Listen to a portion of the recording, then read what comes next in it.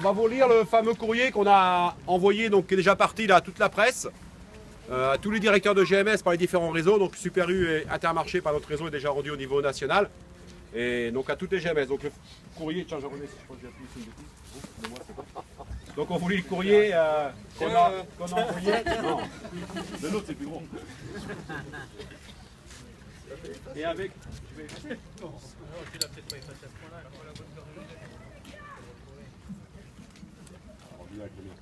Ça va être bien là. Voilà. Donc depuis plusieurs semaines, la colère des agriculteurs et des agricultrices s'exprime. La fatigue. S'exprime et prend de l'ampleur.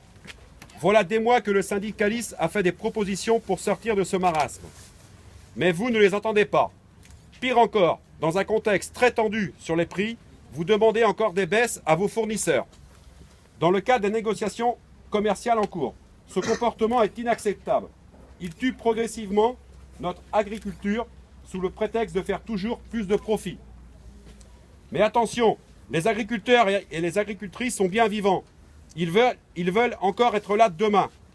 La mobilisation sans précédent sur les routes de Bretagne, mais aussi partout en France ces 2 derniers jours le montre. Elle est un avertissement à prendre très au sérieux. Aujourd'hui, il est temps pour vous de faire des annonces claires et de prendre des décisions qui contribueront au sauvetage de notre agriculture. Une seule est entendable et apaisera les campagnes. Des négociations commerciales à la hausse pour tous les produits alimentaires, pour ainsi valoriser nos productions. Nous attendons une réponse immédiate, sous 24 heures, c'est pas précisé. Dans le cas contraire, la campagne continuera de s'embraser sans aucune maîtrise possible de notre part. Personne ne le souhaite, alors annoncez des prix à la hausse dans vos négociations. Sincère salutations, signé Franck Guéhenec, président de la Fédé. Donc ce qui veut dire, sous-entendu, comme ils savent très lire, très bien analyser, ça veut dire que les gens qui n'aura pas de réponse d'ici ce week-end, lundi matin, ça sera une autre semaine. Et je pense que ce ne sera pas sur les routes. Ils vont se comprendre rapidement où est-ce qu'on va aller lundi matin. Voilà, pour être clair. Non, je crois que c'est un autre truc. Donc, parce que bon, on sait très bien, comme on l'a dit tout à l'heure, continuer les blocages après le week-end et tout ça. Bon, je pense que dans la semaine, on embête les gens qui travaillent, on en est conscient, mais aussi nous on est là pour sauver notre boulot, on en est conscient aussi tous.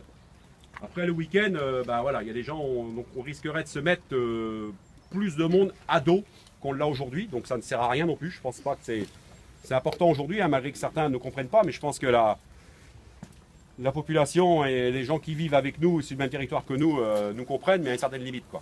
Donc voilà le but qu'on a dit. Donc, comme on dit, il faut trouver une sortie, il faut essayer d'avancer.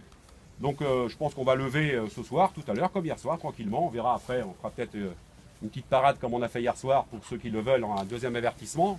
J'avais 203, on dit, donc on verra le troisième, ce sera peut-être plus dur. Avec les tracteurs, comme ça a été fait hier soir, comme ça a été fait dans la ville.